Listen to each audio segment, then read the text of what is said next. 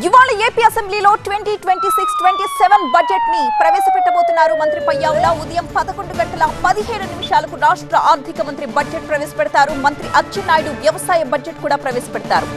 3,46,000 కోట్ల రూపాయలు బడ్జెట్ ఉండొచ్చని అంచనా వేస్తున్నారు. మండలిలో బడ్జెట్ ప్రవేశపెట్టనున్నారు హోంమంత్రి అనిత. మండలిలో వ్యవసాయ బడ్జెట్ ప్రవేశపెట్టబోతున్నారు మంత్రి అనగాని.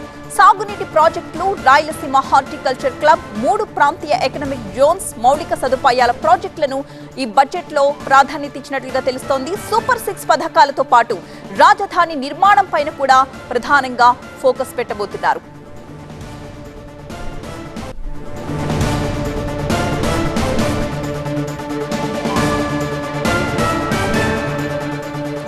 మరి కాసేపట్లో రాష్ట్ర కేబినెట్ సమావేశం అవుతోంది.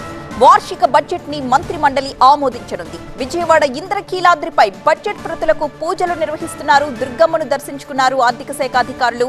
తన క్యాంపు కార్యాలయంలో బడ్జెట్ ప్రతులకు పూజలు చేశారు మంత్రి పయ్యావుల. ఆ తర్వాత బడ్జెట్ ప్రతులతో అసెంబ్లీకి బయలుదేరి వెళ్లారు పయ్యావుల.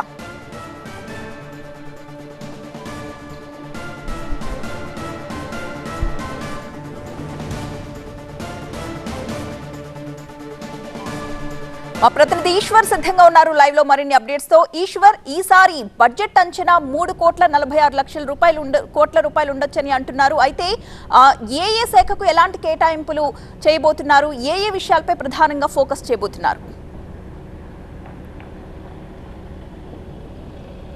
ఎగ్జాక్ట్లీ రాష్ట్ర భవిష్యత్తుని నిర్దేశించే బడ్జెట్గా దీన్ని చూడాల్సిన నేపథ్యం. ఎందుకంటే కేవలం బడ్జెట్ అంటే అప్పులు, ఆదాయంకి సంబంధించినవో లేకపోతే వడ్డీలకు సంబంధించినవి కాదు.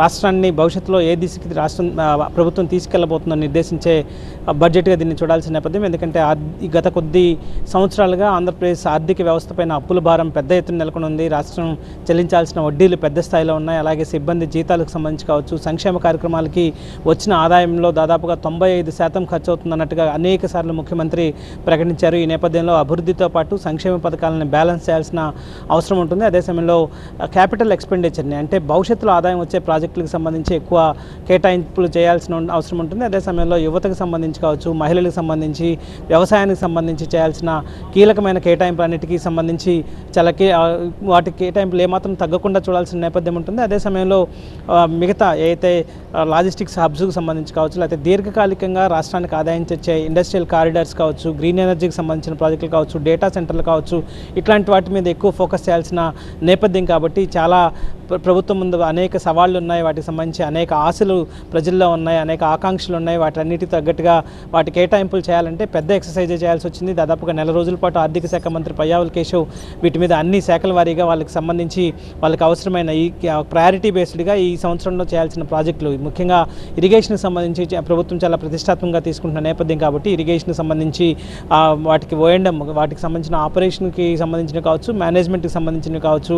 ఎందుకంటే చాలా సంవత్సరాలుగా ఓఎండ్ఎం లేక చాలా ప్రాజెక్టులు గేట్లు దెబ్బతింటున్న పరిస్థితి కనిపిస్తుంది. చాలా చోట్ల ఇంకా అనేక ఇబ్బందులు ఉన్నాయి. సాప్రాన్స్ కొట్టుకుపోయిన సందర్భాలు ఉన్నాయి. వాటన్నిటిని ప్లంజ్ పూల్స్ లాంటివి శ్రీశైలం ప్రాజెక్టుకి సంబంధించి వాటిని చేయాలంటే కేంద్రం కొంత సహకరిస్తుంది. మళ్ళీ దానికి తగ్గట్టుగా రాష్ట్రం కూడా కొంత ఆర్థికంగా భారాన్ని తీసుకుని ముందుకెళ్లాల్సి ఉంటుంది. అదే సమయంలో ఆంధ్రప్రదేశ్కి సంబంధించి కీలకమైన ప్రాజెక్టులైన అమరావతి రాజధానికి సంబంధించి కేంద్రం ఇప్పటికే మన బడ్జెట్లో కొంత నిధులను కేటాయించింది. అమరావతి సెల్ఫ్ సస్టైన్ ప్రాజెక్ట్ అని ప్రభుత్వం చెప్తున్నప్పటికీ కూడా కేవలం ఒక రాజధాని నగరంగా కాకుండా ఒక అధునాతన నగరంగా దాన్ని రాష్ట్ర ప్రభుత్వం చేయాలని అనుకుంటుంది. కాబట్టి దానికి సంబంధించి ఎట్లాంటి భవిష్యత్తు ప్రణాళికలు ఎలా ఉన్నాయో ఖచ్చితంగా బడ్జెట్ ప్రసంగంలో వివరించే అవకాశం ఉంది. పోలవరం కూడా చాలా కీలకమైన ప్రాజెక్ట్. అలాగే గ్రామీణ ఆంధ్రప్రదేశ్కి సంబంధించి కూడా వ్యవసాయానికి సంబంధించి వాటన్నిటికీ కీలకమైన కేటాయింపులు చేసే అవకాశం స్పష్టంగా కనిపిస్తుంది.